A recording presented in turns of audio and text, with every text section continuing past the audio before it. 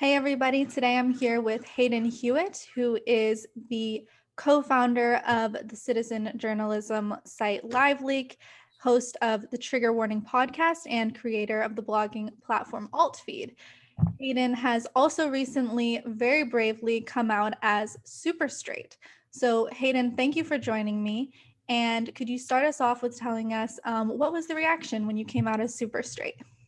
Well, overall, from my circle of friends, it was obviously supportive.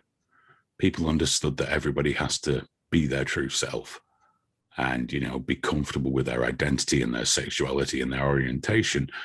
But of course, there were many people on Twitter, the Hell Bird app, who were not very happy with me identifying like that, which I found confusing. I didn't realize there were so many people out there desperate to have sexual congress with me that they would be so angry that I wasn't keen on the idea.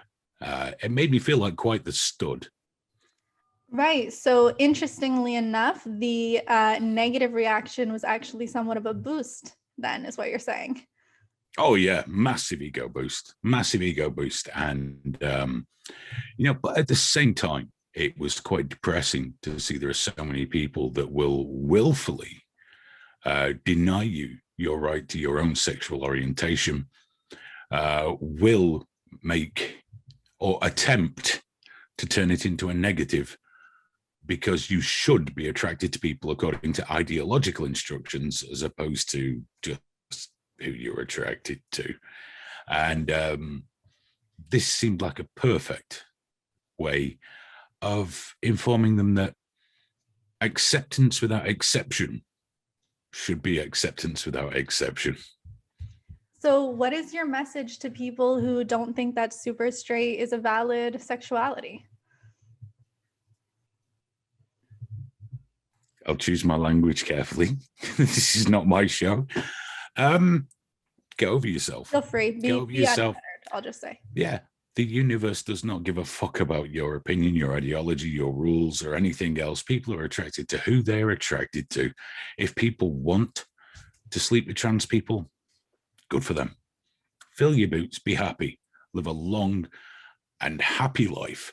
If people don't, that's fine. If people don't want to sleep with bald people, people with no mustache, whatever your preference is, be happy.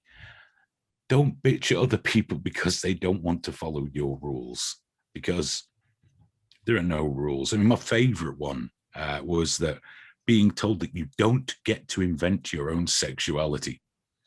I really enjoyed that coming from the people that gave us, I've got a couple here, allosexual, androsexual, cupiosexual, libidoist asexual. Wow. Omnisexual. I think omnisexual means anything that casts a shadow. I'm not really sure. So yeah, I think the rules that they have set out fit quite well with the super straight, the super gay, and the super lesbian movement. And the fact that they are so upset and acting in the manner that they claim that everybody else does should tell us a few things. It really should. So have you had an opportunity to, I guess, educate people, or is that maybe asking too much in terms of your emotional labor to have to educate other people about your identity? Obviously, I'm not here to educate them about it. They should educate themselves, stop being bigots. They should just learn that they have to respect other people's gendered souls. I can't even say that with a straight face. Sorry. I've been enjoying this far too much. The fact is, what we're finding out is, to nobody's surprise, they are authoritarian monsters. And I don't mean trans people. You can't, I will not treat trans people as a monolith, because they aren't.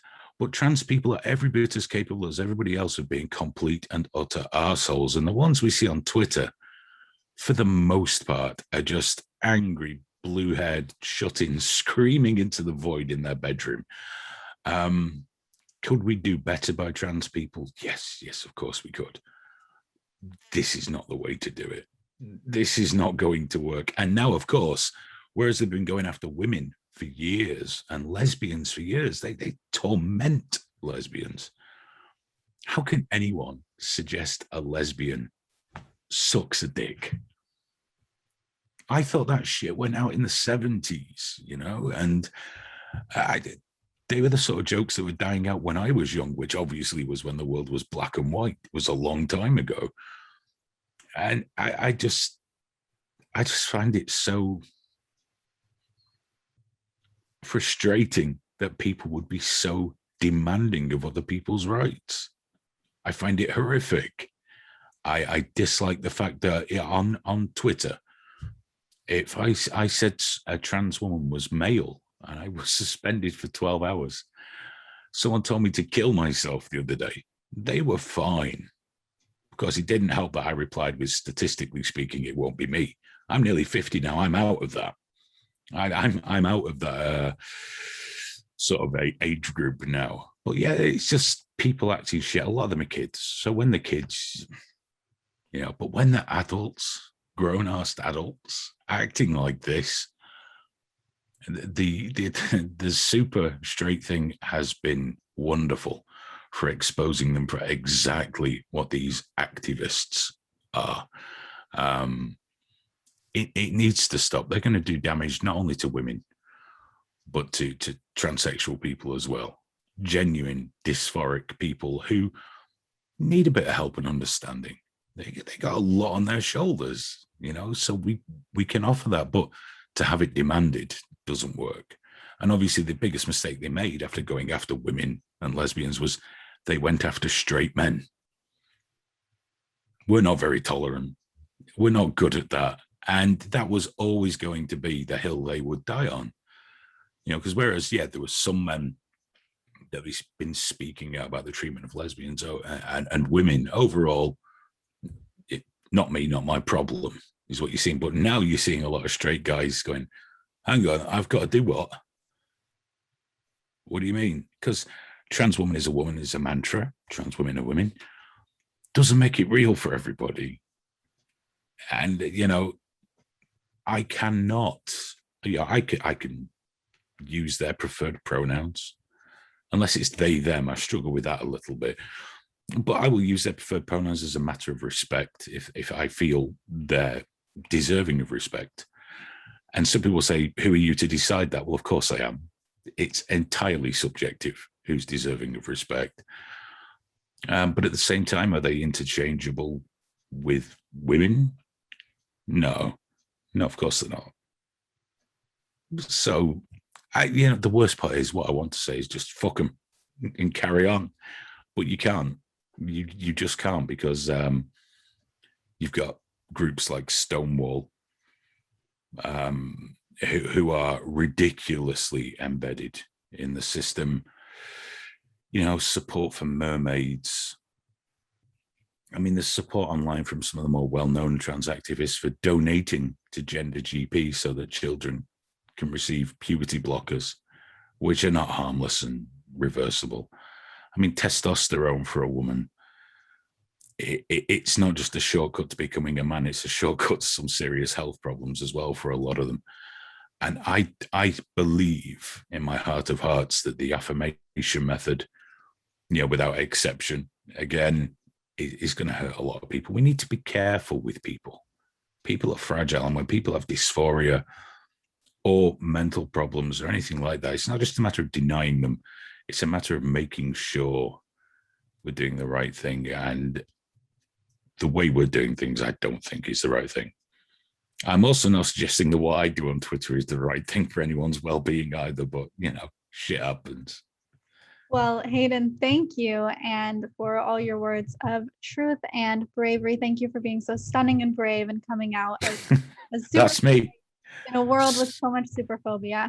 I am a flamboyant heterosexual. Thank you so much for having me on. It's been a lot of fun. I've really enjoyed it. And in a serious note, thank you for standing up for truth and for standing up for women. And if you ever wanted to come back for a full-time interview, a full-length interview, that would be wonderful. You just let me know. Just let me know. I'll be here. It's fine. Wonderful. Thank you so much. Take care. Bye-bye.